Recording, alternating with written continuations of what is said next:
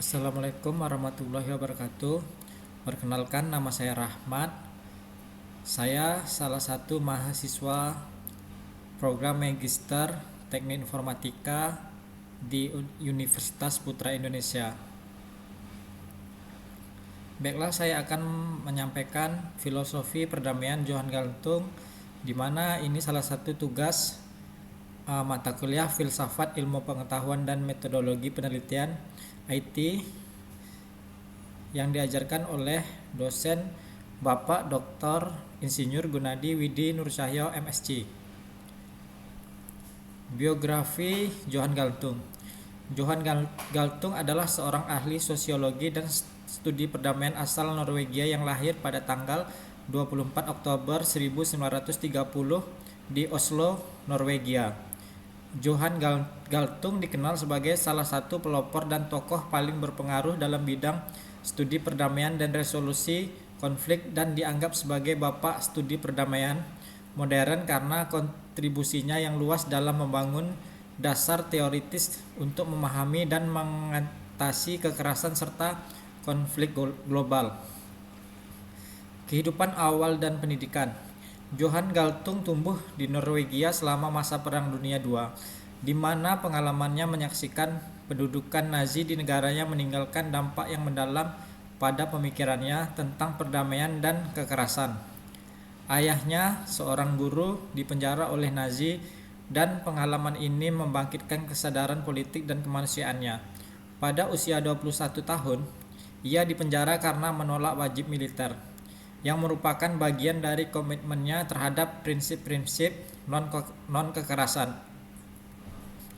Setelah menyelesaikan pendidikan di Universitas Oslo, Galtung memperoleh gelar doktor dalam bidang sosiologi pada tahun 1956. Dia menunjukkan minat yang besar pada isu-isu global, struktur sosial, dan hubungan internasional. Karir dan kontribusi ilmiah. Pada tahun 1959, Galtung mendirikan Institut Penelitian Perdamaian Oslo atau PRIO, salah satu lembaga pertama di dunia yang dikhususkan untuk studi perdamaian. Dia juga mendirikan Journal of Peace Research, jurnal akademik yang sangat berpengaruh dalam bidang studi perdamaian. Selama karirnya, Galtung menghasilkan lebih dari 1.600 artikel dan lebih dari 160 buku yang membahas berbagai topik seperti kekerasan, perdamaian, konflik, pembangunan, dan globalisasi. Berikut adalah beberapa poin kunci dari filosofi perdamaian Johann Galtung. Yang pertama, kekerasan langsung, struktural, dan kultural.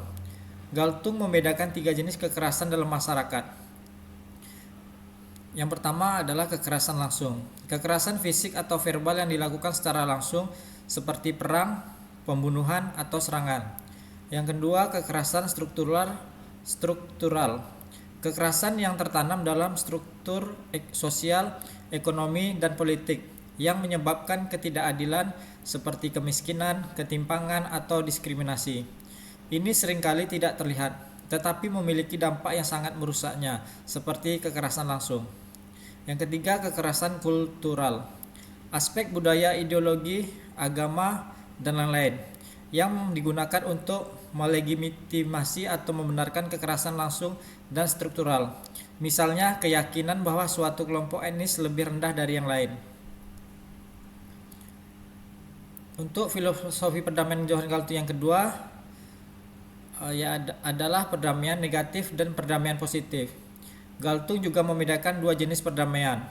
Perdamaian negatif, absennya kekerasan fisik atau perang, tetapi ketidakadilan atau kekerasan struktural tetap ada. Ini adalah bentuk perdamaian yang rapuh dan bisa berpotensi kembali ke konflik. Perdamaian positif, lebih dari sekedar ketiadaan kekerasan. Ini mencakup keadilan sosial, kesetaraan, dan harmoni dalam masyarakat. Perdamaian positif terjadi ketika tidak hanya konflik yang dihindari, tetapi juga akar permasalahan dari ketidakadilan diatasi. Filosofi perdamaian yang ketiga, Transcat Method atau metode Transcat. Galtung mengembangkan Transcat Method, yaitu metode untuk menyelesaikan konflik dengan cara non-kekerasan. Metode ini berfokus pada pendekatan kreatif untuk menemukan solusi di mana semua pihak dalam konflik mendapatkan kepuasan. Proses ini melibatkan transformasi konflik daripada hanya meredakan atau menghindari konflik. Yang keempat, analis konflik dan teori transformasi konflik. Galtung menekankan bahwa konflik tidak selalu buruk. Dalam pandangannya, konflik adalah hal yang alami dalam kehidupan manusia. Dan yang penting adalah bagaimana kita menangani konflik tersebut. Konflik dapat menjadi kekuatan untuk perubahan sosial yang positif jika dikelola dengan cara yang konstruktif dan non-kekerasan. Transformasi konflik berarti mengubah dinamika konflik sehingga para pihak dapat berinteraksi dengan cara yang lebih sehat dan produktif, bukan dengan kekerasan. Yang kelima, pengaruh dan penerapan global. Filosofi perdamaian Galtung telah mempengaruhi berbagai upaya perdamaian dan resolusi konflik di seluruh dunia. Karyanya digunakan dalam mediasi konflik internasional, resolusi konflik di tingkat lokal, serta dalam pengembangan kebijakan untuk menciptakan masyarakat yang lebih damai dan adil. Yang keenam, teori 4 ruang kekuasaan.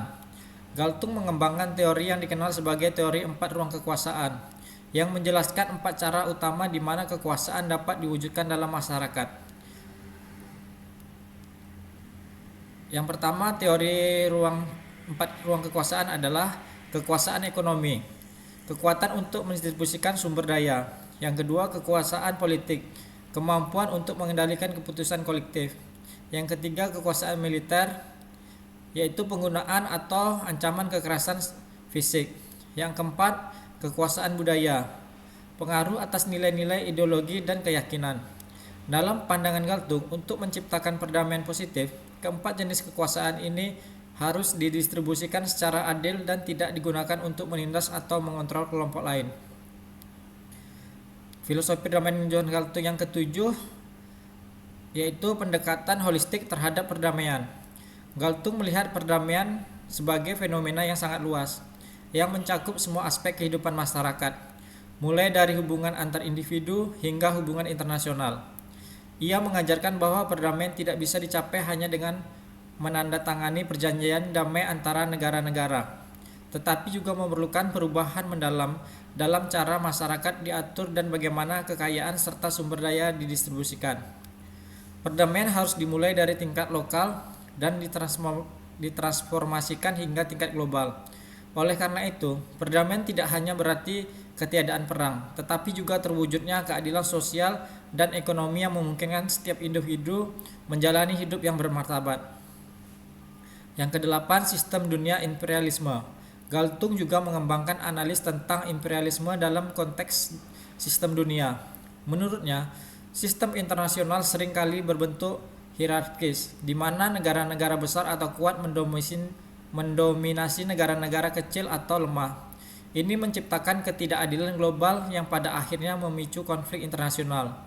Dalam pandangannya, perdamaian global hanya bisa tercapai dengan mengubah tatanan internasional yang tidak adil ini. Kesimpulan, peran Johan Galtung di dalam dunia perdamaian dan resolusi konflik sangat luas dan mendalam. Sebagai seorang pemikir, pendiri lembaga riset, mediator internasional, dan penulis, ia telah membantu membentuk cara kita memahami perdamaian dan kekerasan.